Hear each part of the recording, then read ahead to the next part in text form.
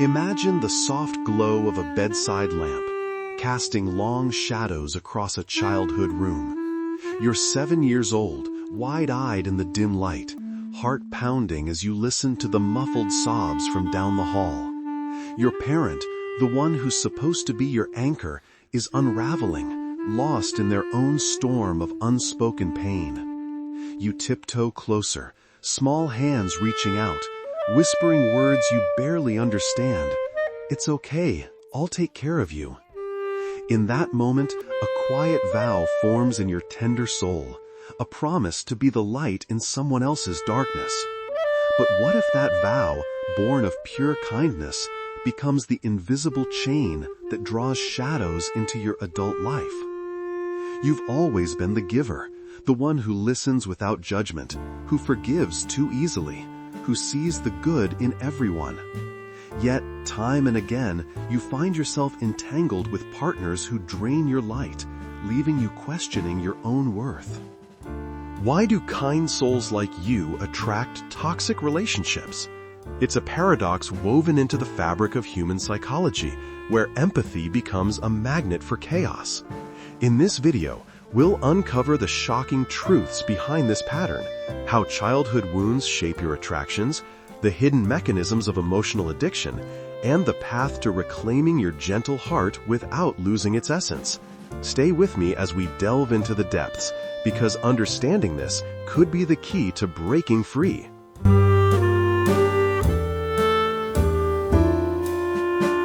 Let's start at the beginning, where so many of these patterns take root. You see, kindness isn't just a trait.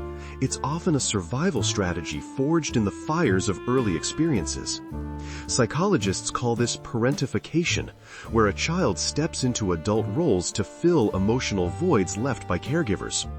Imagine a young you, sensing the instability around you, perhaps a parent's depression or addiction, and instinctively becoming the comforter, the fixer.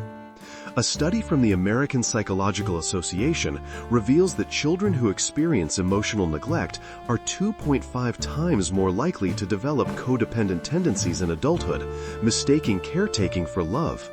But why does this draw toxic partners? It rewires your nervous system toward hypervigilance, that constant scan for threats or needs in others. Carl Jung once said, "The meeting of two personalities is like the contact of two chemical substances. If there is any reaction, both are transformed." In your case, that transformation often tilts toward imbalance. You attract those who mirror your unresolved wounds, narcissists or avoidants who thrive on your empathy but offer little in return. Research from Harvard's Grant study, spanning over 80 years, shows that early attachment styles predict relationship satisfaction. Secure bonds foster health, while anxious or disorganized ones pull you toward drama. Have you ever wondered why peace feels boring? It's because your brain, conditioned to chaos, releases dopamine in the highs and lows of toxic cycles, much like an addiction loop. This isn't your fault. It's an echo from the past, whispering that love means sacrifice. But recognizing it is the first step to rewriting the script. Now, let's bring this to life through stories, because theories alone can't touch the heart like a shared experience can. Picture Sarah, a woman in her 30s, always the rock for her friends and family.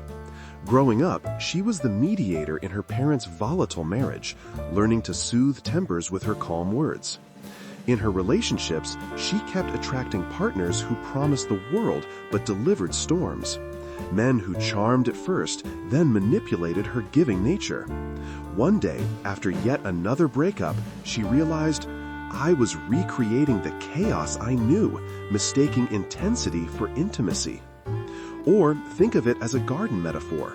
You're the fertile soil, nurturing every seed that falls your way, even the weeds that choke the flowers. In history, we see this in figures like Florence Nightingale, the lady with the lamp, whose boundless compassion saved lives but left her bedridden from exhaustion. Her story echoes yours. kindness as a double-edged sword. Another anecdote. Mark, a therapist's client, described his pattern as tugging at sleeves. As a boy, he'd pull at his mother's dress for attention she couldn't give, busy with her own battles. As an adult, he pursued unavailable women, pouring energy into fixing them, only to feel emptier.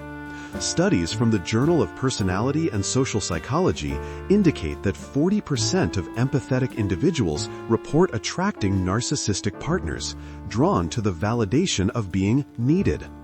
These tales aren't rare, they're reflections of a deeper truth. What if your kindness is a mask, hiding the fear of abandonment? It's time to peel it back.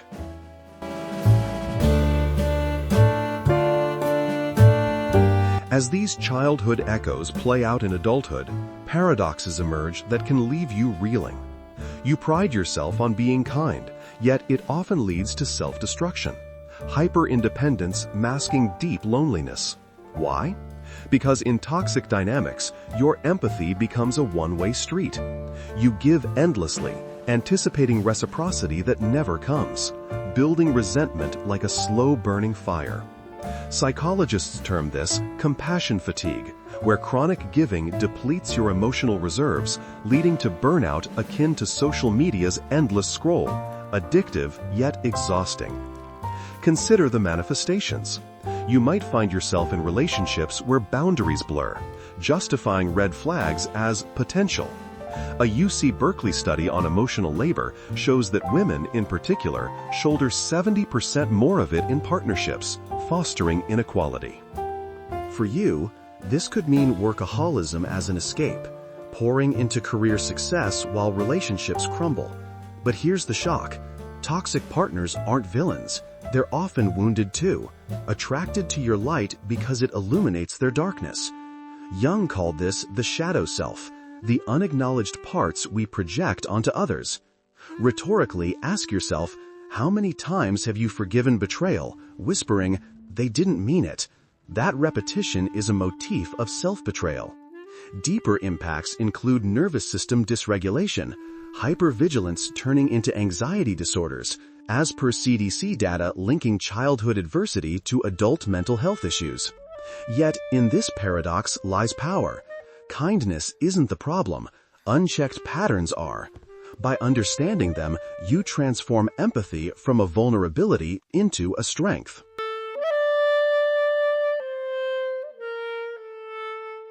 Diving further, let's explore how these origins rewire you for toxic attraction. Childhood conditioning creates an attachment blueprint, where love feels conditional on your usefulness. This leads to trauma bonding, those intense connections forged in pain, mimicking the dopamine highs of intermittent reinforcement, like a slot machine that rarely pays out but keeps you pulling the lever. Impacts ripple outward. Physically, chronic stress from these relationships can manifest as insomnia or weakened immunity, with research from the National Institutes of Health showing elevated cortisol in codependent pairs. Emotionally, it fosters inner child wounds, that 7-year-old you still seeking approval. But why kind souls specifically? Your high emotional intelligence spots potential in others, but without boundaries, it blinds you to risks. You're a lighthouse, guiding ships through storms, but forgetting to anchor yourself, you risk being swept away. From origins to impacts, the cycle persists until interrupted. Have you felt that pull toward fixer-upper partners? It's your subconscious recreating familiar pain for a chance at resolution. Yet awareness breaks it. Therapy modalities like EMDR reprocess these memories, fostering secure attachments. Remember, healing isn't erasing kindness, it's directing it inward first.